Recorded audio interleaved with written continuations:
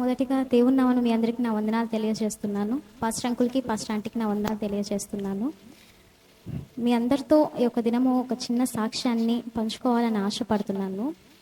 Last year 2023 June 14th నాకు gastric problem ఉంది.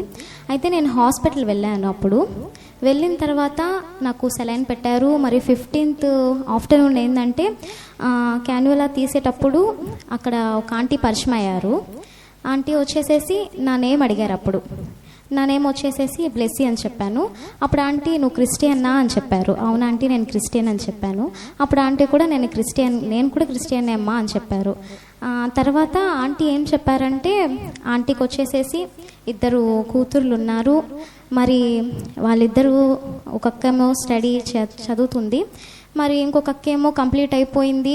మరి అక్కకి మంచి అబ్బాయితో వివాహం అవ్వాలి, మంచి ఫ్యామిలీ అయి ఉండాలి అని చెప్పేసేసి ప్రేయర్ చేయమని నాకు చెప్పారు ఆంటీ. మరి ఆంటీ పేరు, అక్క పేరు కూడా నాకు చెప్పారు.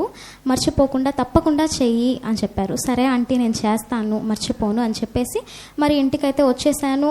నేను మర్చిపోకుండా మరి కంటిన్యూస్ నేను ఒక 3-4 months ప్రేయర్ చేశాను. ప్రేయర్ చేసిన తర్వాత సడన్గా నాకు ఒక డౌట్ వచ్చింది. సరే యేసయ్య, నేనైతే ప్రేయర్ చేస్తున్నాను, మరి నువ్వు జరిగించినటువంటి కార్యము అది ఎలా నాకు తెలుస్తుంది, ఆ రిజల్ట్ ఎలా నేను తెలుసుకుంటాను అని చెప్పేసేసి మళ్ళా నేను దేవుణ్ణి ఆ విషయమై కూడా నేను ప్రేయర్లో పెట్టాను, నీవే నాకు తెలియచేయాలి అని. ఎందుకంటే నేను మళ్ళీ హాస్పిటల్ వెళ్ళను నాకైతే తెలీదు. మరి వాళ్ళకు కూడా షిఫ్ట్స్ ఉంటాయి కదా, మార్నింగ్, ఆఫ్టర్నూన్ అండ్ నైట్ అలా ఉంటాయి. కాబట్టి నేను ఒకవేళ వెళ్ళినా ఆంటీ ఉంటారో ఉండరో నాకైతే తెలియదు. సో నేను ఆ డౌట్ మీద మళ్ళీ నేను ప్రేయర్లో పెట్టానన్నమాట. ఆ మాటను కూడా పెట్టిన తర్వాత ఈ ఇయర్ February 5th నాకు రైట్ సైడ్ అబ్డోమినల్ పెయిన్ వచ్చింది. నైట్ 10-10:30 ఆ టైంలో మరి హెవీగా అయిపోయింది. సరే అని చెప్పేసి ఆ టైంలో నేను అదే హాస్పిటల్ వెళ్తానని అస్సలు అనుకోలేదు. ఇంకా అదే హాస్పిటల్కి వెళ్ళిన తర్వాత మరి నైట్ అయితే ఆ టైంలో ఎవరైతే హాస్పిటల్లో లేరు, ఒక అన్న అయితే ఉన్నారు. ఆ అన్న వచ్చేసి కూర్చోండి అని చెప్పారు. సరే అని చెప్పి కూర్చున్నాము. కూర్చున్న తర్వాత ఒక 5 minutes తర్వాత ఆంటీ మళ్ళీ వచ్చారు. వచ్చిన తర్వాత నాకు వెంటనే స్మైల్ వచ్చింది ఫేస్లో. సరే తర్వాత ఆంటీ మళ్ళీ నా పేరు అడిగారు. మళ్ళీ నేను బ్లెస్సీ అని చెప్పాను. ఆ తర్వాత మళ్ళీ నువ్వు క్రిస్టియనా అని మళ్ళీ అడిగారు అదే క్వశ్చన్. తర్వాత అవునా ఆంటీ అని చెప్పాను. ఇంకా ఆంటీ అయితే మర్చిపో ఉంటారు, ఎందుకంటే చాలా పేషెంట్స్ వచ్చి వెళ్తూ ఉంటారు. సో చాలా మంత్స్ అయిపోయింది కదా, మర్చిపోయి ఉంటారని చెప్పేసి నేనే గుర్తు చేశాను.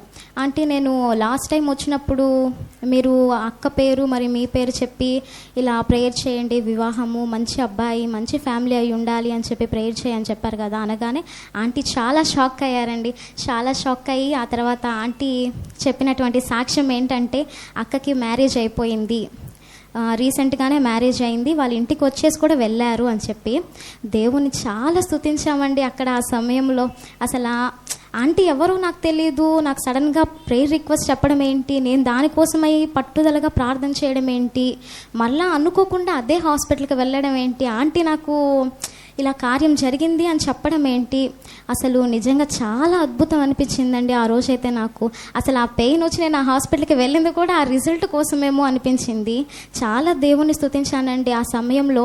నాకు ఆ పెయిన్ ఎట్టు పోయిందో కూడా నాకు అస్సలు తెలియలేదండి. చాలా అంటే చాలా స్తుతించామండి. అలాగే మన కోసం చేసుకునే ప్రేయరే కాకుండా దేవుడు ఆలకించేది ఇతరుల కొరకు, వాళ్ళ కొరకు మనం ప్రార్థన చేసేది కూడా దేవుడు ఆలకించి గొప్పగా కార్యాలు జరిగించి మనకి తెలియచేస్తాడండి. దేవుడి చిన్న సాక్ష్యాన్ని దీవించును గాక. ఆమేన్.